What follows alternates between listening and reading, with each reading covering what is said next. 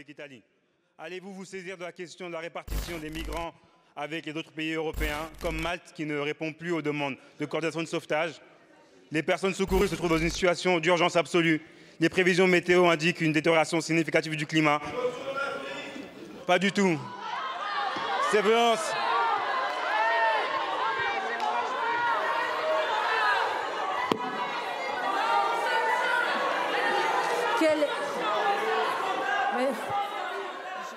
Ces mots ont été prononcés par le député du Rassemblement national Grégoire de Fournas au moment du discours sur l'immigration clandestine et sur l'accueil du bateau Ocean Viking par le député Carlos Martins Bilongo de la France Insoumise. Cette phrase, sujette à diverses interprétations, a provoqué un véritable scandale sur la scène politique française. Mais pourquoi ce député a-t-il prononcé cette phrase et surtout, que cela révèle-t-il du paysage politique en France? C'est ce que nous allons voir aujourd'hui.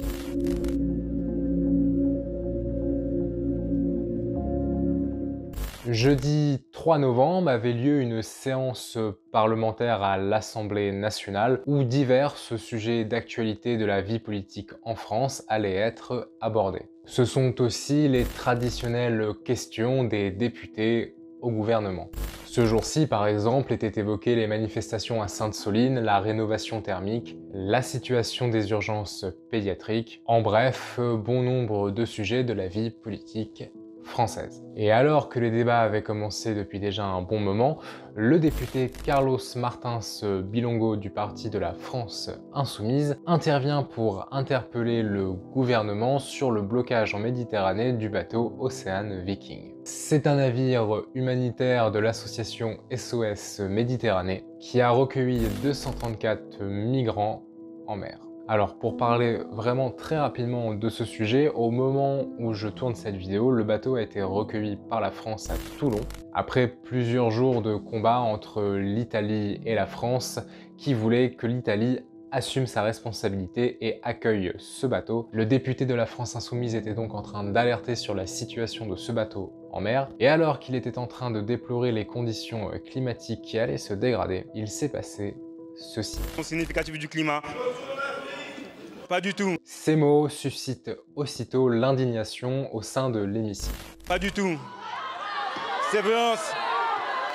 Aussi bien dans les rangs de la NUPES que dans les rangs des partis du centre comme Renaissance et Modem et des partis de droite comme les Républicains. La grande majorité des députés se lèvent pour protester. Les parlementaires dénoncent une attaque verbale raciste et demandent immédiatement une sanction. Face au désordre qui commence à régner au sein de l'hémicycle, la présidente de l'Assemblée nationale, Yaël Braun-Pivet, suspend la séance pendant 5 minutes. Je fais une suspension de séance de 5 minutes. À son retour, la présidente de l'Assemblée nationale explique que la seule instance capable de décider d'une potentielle sanction est le bureau de l'Assemblée nationale. Je vous propose, compte tenu de l'événement grave qui vient de se dérouler, d'une part, de renvoyer cette question au prochain bureau qui a lieu mercredi prochain, donc ce mercredi, et qui est, à mon sens, à même de pouvoir déterminer si les faits qui ont été commis à l'instant sont passibles d'une sanction et de quelle sanction ils sont passibles. Donc je vous propose de mettre cela à l'ordre du jour de notre prochain bureau. Je vous propose, compte tenu de l'émotion légitime qui s'est emparée de l'ensemble des membres de cette Assemblée et de l'ensemble du gouvernement, de suspendre la séance de questions au gouvernement et nous nous retrouverons demain pour l'examen de la motion de censure à 15h30 ainsi qu'on a décidé la conférence des présidents. Mais nous reviendrons sur le règlement au sein de l'Assemblée un peu plus tard. Le scandale fait le tour de la presse nationale mais aussi le tour de la presse internationale et il va alors commencer une longue phase d'interprétation.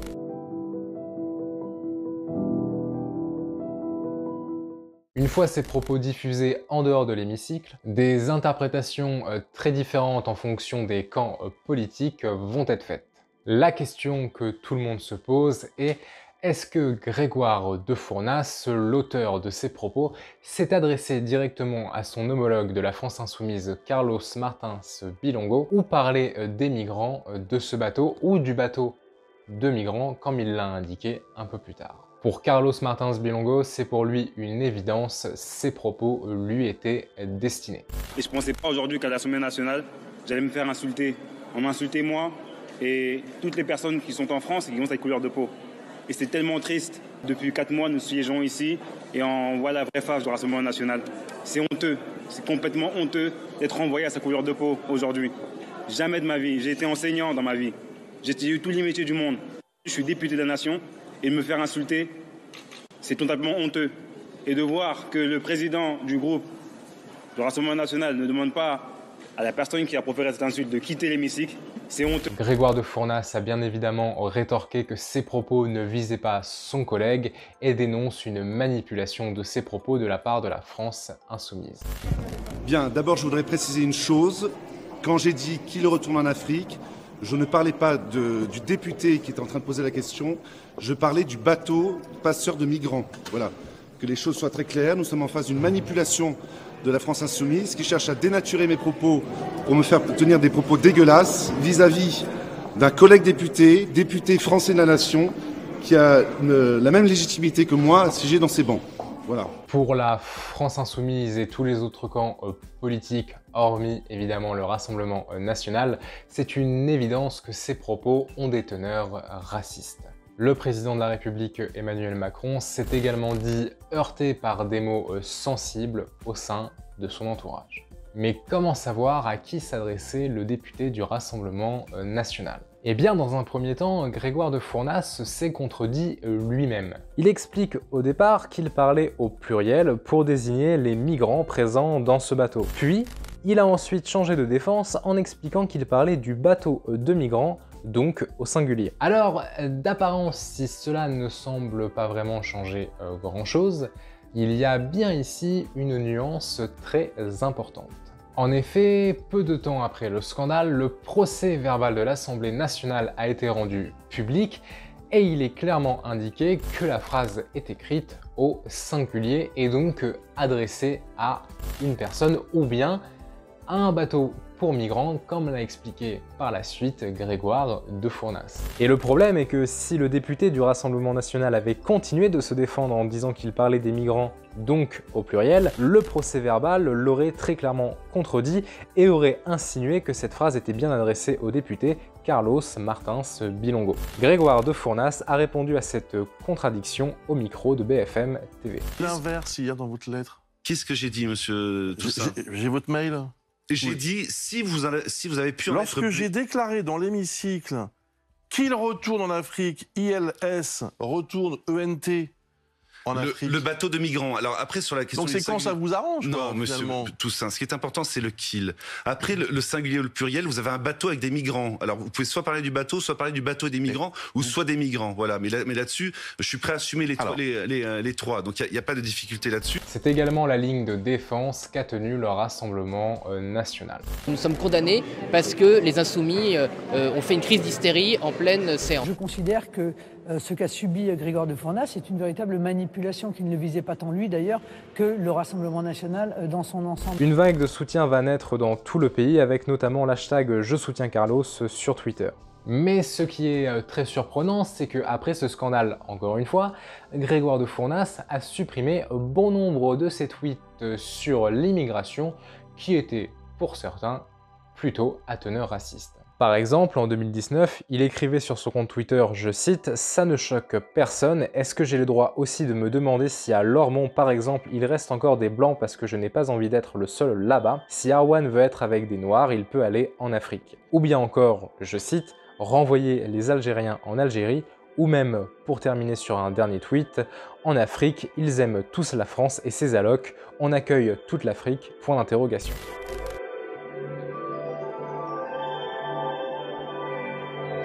Un bureau est donc convoqué le 4 novembre et ils reçoivent Grégoire de Fournas pour qu'il puisse s'expliquer sur ses propos. La sanction qui tombera est presque inédite puisqu'elle n'a été prononcée qu'une seule fois en 1958. Mais que dit précisément le règlement et un député ne peut-il pas être exclu et ce de manière définitive? Eh bien quand on regarde le règlement de l'Assemblée nationale et plus précisément l'article 70, on remarque qu'un député peut faire l'objet d'une peine disciplinaire pour 7 motifs. Celui dont s'est rendu coupable Grégoire de Fournas est le premier motif, qui indique qu'un membre de l'Assemblée qui se livre à des manifestations troublant l'ordre ou qui provoque une scène tumultueuse peut faire l'objet d'une sanction disciplinaire. Mais il y a tout de même quelque chose de surprenant. Ici, on reproche à Grégoire de Fournas d'avoir semé le désordre dans l'Assemblée. En revanche, il n'est nullement impliqué pour avoir été potentiellement, et je dis potentiellement car nous l'avons vu, les interprétations sont différentes, injurieux envers son collègue de la France insoumise. Et pourtant, il existe un motif pour cela. C'est le numéro 2 qui indique que tout député qui se livre à une mise en cause personnelle, qui interpelle un autre député ou qui adresse à un ou plusieurs de ses collègues des injures, provocations ou menaces, peut faire l'objet d'une mesure disciplinaire. En ce qui concerne la sanction qu'a reçue le député du Rassemblement national, c'est dans le règlement la plus haute sanction qui peut être prise contre un parlementaire de l'Assemblée.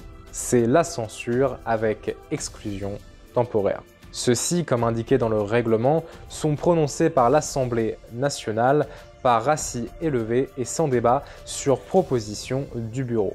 Alors une autre question qu'on pourrait se poser est est-ce que Carlos Martins Bilongo, le député de la France insoumise, peut se retourner contre le député Grégoire de Fournas pour une injure raciste?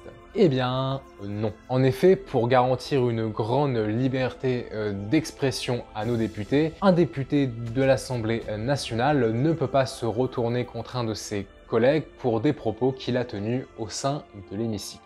Mais en réalité, un autre point que nous pouvons aborder, c'est la situation politique que révèle cet incident en France.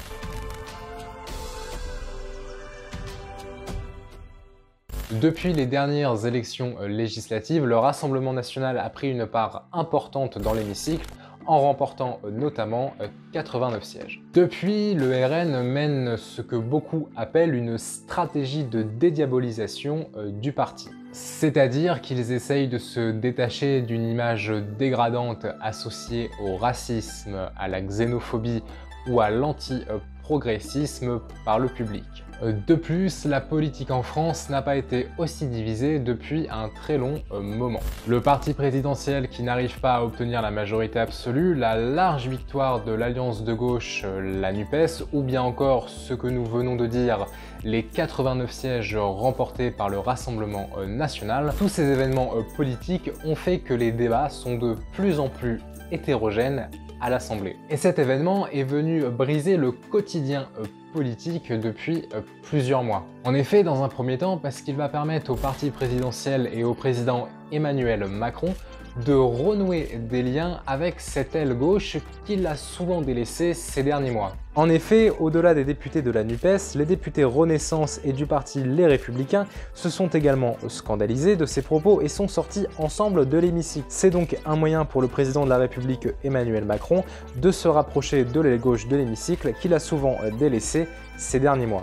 Enfin, et c'est l'une des principales conséquences de cet événement, la stratégie de dédiabolisation du Rassemblement national est plus que mise à mal.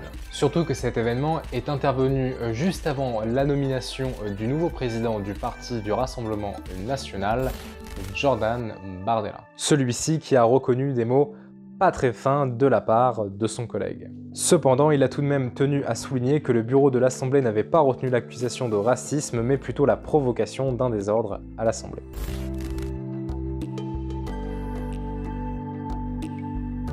Nous arrivons maintenant à la fin de cette vidéo, j'espère qu'elle vous aura permis de comprendre un peu plus ce qui s'est passé au sein de l'Assemblée nationale ces dernières semaines. Je vous rappelle également que la billetterie pour notre nouveau film documentaire sur la fin de vie et l'euthanasie en France, J'ai le droit de mourir, est ouverte et que vous pouvez réserver votre place au cinéma de Pont-de-Mer pour la diffusion le 15 janvier 2023. Je vous rappelle également que ces vidéos sont écrites et tournées impartialement et que notre seul but est de vous expliquer un événement politique sans en faire de la propagande. En attendant, je vous dis à très vite pour une prochaine vidéo. Prenez soin de vous.